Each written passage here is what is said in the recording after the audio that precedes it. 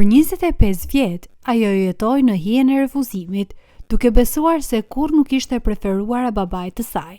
Dhimbja e të qenit e anashkaluar tronditi jetën e saj, por asgjë nuk mund ta përgatiste për të vërtetën tronditse që do të zbulonte. Kur realiteti më në fund doli në sipërfaqe, ajo u përlot, duke zbuluar një sekret zemërthyes që nuk e kishte parë kurrë. Beverly gjithmonë ishte ndjerë si një e huaj në familjen e saj.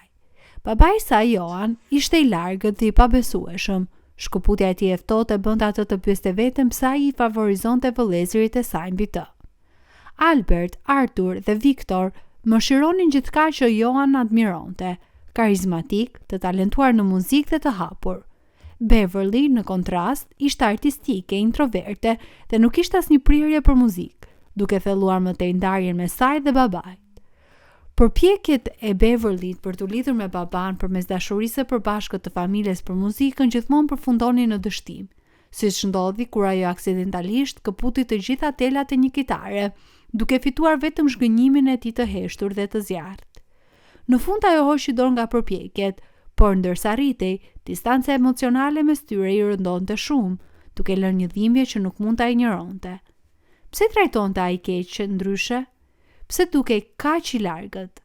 Nëna e Beverlyt, Marie, ishte ngrohtë dhe e kujdesshme, por gjithmonë shmangte temën e sjelljes së Johan. Ai është thjesht i rezervuar, thoshte ajo duke i hedhur poshtë qetësimet e Beverlyt. Megjithatë, thellë brenda saj, Beverly e dinte se kishte diçka më shumë. Pyetjet pa përgjigje mundonin dhe, së shpejti, misteri u bë një obsesion që nuk mund ta injoronte. Një ditë, ndërsa pastronte shtëpinë, Beverly hasi në një fotografi të vjetër të fshehur mes faqeve të një libri me pluhur. Fotoja tregonte një vajzë të vogël, Beverlyn, por ajo nuk e njinte vendin. Nuk ishte shtëpia e tyre apo ndonjë vend që kishte parë ndonjëherë.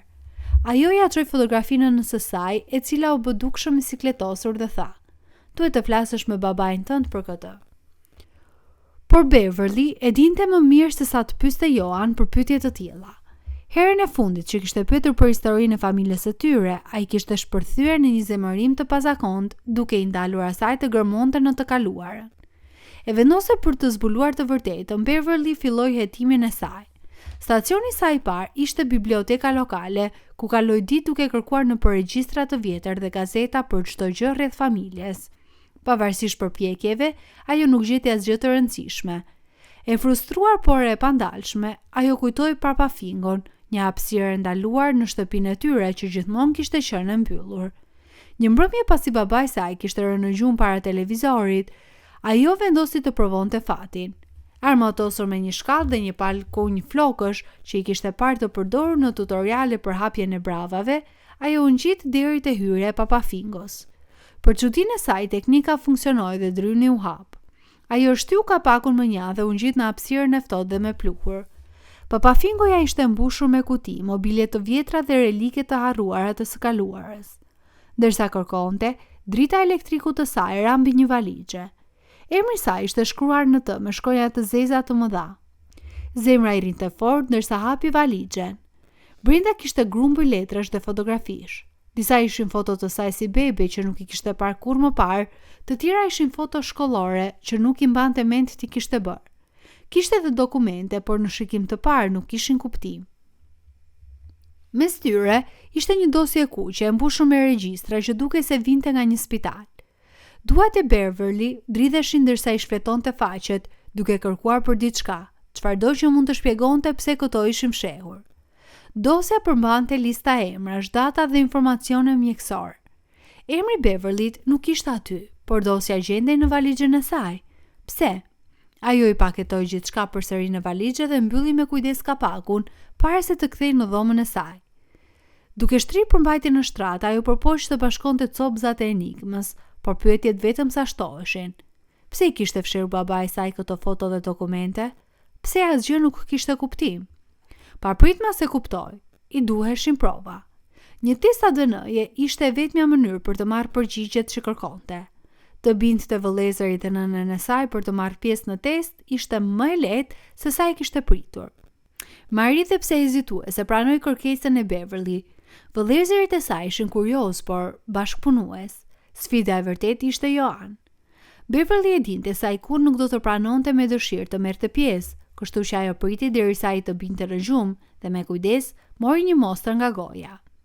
Zemra e rinte fort gjatë gjithë kohës, por ai nuk u zgjua. Mostrat e mbledhura Beverly i dërgoi në laborator. Pritja për rezultatet ishte e padurueshme. Çdo ditë ajo vështronte postën si një skifter, duke u siguruar që të kapte zarfin para se babai i saj ta shinte. Më në fundi ta erdhi. Zarfi i madh ishte i rënë në duart e saj. Pesha e tij reflektonte përgjigjet që mbante. Prapoi në dhomën e saj, mbylli derën dhe shtroi letrat në shtrat. Rezultatet konfirmuan se vëllezëri dhe prindërit e saj ishin të gjithë të lidhur biologjikisht me njëri tjetrin. Pastaj erdhën rezultatet e saj. Duart e Beverlyt dridheshin ndërsa lexonte fjalët. Ajo nuk ishte lidhur biologjikisht me asnjërin nga Joan ose Mary. E vërteta e goditi si një tren mallrash. Shkëputja e babait të saj, shmangja e nënës së saj, ndjesia e saj e përjetshme të qenë ndryshe, gjithçka kishte kuptim tani. Beverly nuk ishte fëmia e tyre biologjik. Mendja e Beverlyt vraponte. Si mund të ndodhte kjo? Zbriti poshtë me vrull, duke mbajtur letrat dhe u përball me prindërit e saj. Çfarë është kjo? Kërkoi ajo me zërin e saj që u ça nga emocionet. Miri shikoi letrat me konfuzion, qartësisht pa që tronditur sa Beverly, po shpreha Joan u errësua. Ai pshërëti u rënd dhe i bëri shenjë të ulej. Nuk duhet ta zbuloje kështu, tha ai me zërin e tij të ulët. Ti u ndërrove në lindje. Fjalët qëndruan pezull në ajër, të rënda dhe mbyse. Jan shpjegoi se pak pas lindjes së saj, një gatres në spital kishte bërë që ata të sillnin në shtëpi fëmijën e gabuar. Kur gabimi u zbulua, Joan kishte gjetur vajzën e tyre biologjike, por nuk mund të duronte të largonte më Beverly nga Marie. Nëna jote të donte shumë, unë nuk mund ta bëja, pranoi ai, por nuk mund të shikoja pa menduar për vajzën që kishim humbur. Fytyra e Maris u rrudh ndërsa i dëgjonte. A e dije? Përshpëriti ajo me zërin që i dridhej. Joan të ndi kokën. Faji ishte gdendur në tiparet e tij. Nuk ma the kurrë? Pyeti ajo me lotët që i rrithnin në fytyrë. Emocionet e Beverlyt ishin një vorbull zemërimi, trishtimi dhe tradhtie. Ajo kërkoi të dinte pse Joan e kishte fshirur këtë për kaq gjatë. Mendova se po i mbroja të gjithë, tha ai. Tani e shoh që gabova. Mes dokumenteve që Beverly kishte gjetur ishin emrat e prindërve të saj biologjik. Pavarësisht gjithçkaje, ajo nuk mund të injoronte dëshirën për t'i takuar ata. Me bekimin e nguruar të nënës së saj, ajo kontaktoi familjen biologjike. Kur u takuan ishte mbreslënse. Prindërit e saj biologjik ishin të mirë dhe të ngrohtë dhe përqafuan sikur të kishin kaluar gjithë kohën bashkë. Ajo zbuloi vëllezërit dhe motrat e saj biologjik, zbuloi trashëgiminë e saj dhe hodhi një vështrim në jetën që mund të kishte jetuar. Megjithatë, sa shumë i çmonte këto lidhje të reja, Beverly nuk mund të injoronte lidhjen e thellë që ndante me gruan që i kishte rritur. Me kalimin e kohës, ajo mësoi të pajtonte emocionet e saj, duke mbajtur kontakt me familjen biologjike, ndërsa zgjodhi të qëndronte me Maryn, atë që e donte pa kushte. Dhe Joan filloi të ndryshonte. Zbulimi e detyroi të përballej me mangësitë e tij si baba dhe ai bëri një përpjekje të sinqertë për të rilidhur me Beverly. Ishte një proces i ngadalshëm dhe i sikletshëm, por për herë të parë ajo e pa të duke u përpjekur. Në fund, Beverly kuptoi se familja nuk përcaktohet vetëm nga biologjia. Ajo ndërtohet mbi dashuri, përpjekje dhe gatishmëri për të rritur. Është një histori dashurie, besnikërie e njerëzve që vërtet qëndrojnë pranë jush.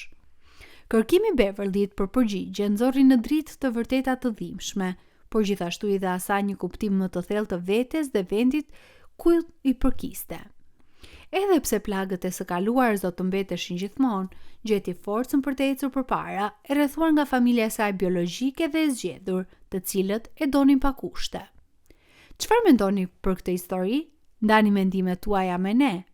Dhe mos harroni të bëni subscribe kanalin për më shumë histori të tjera.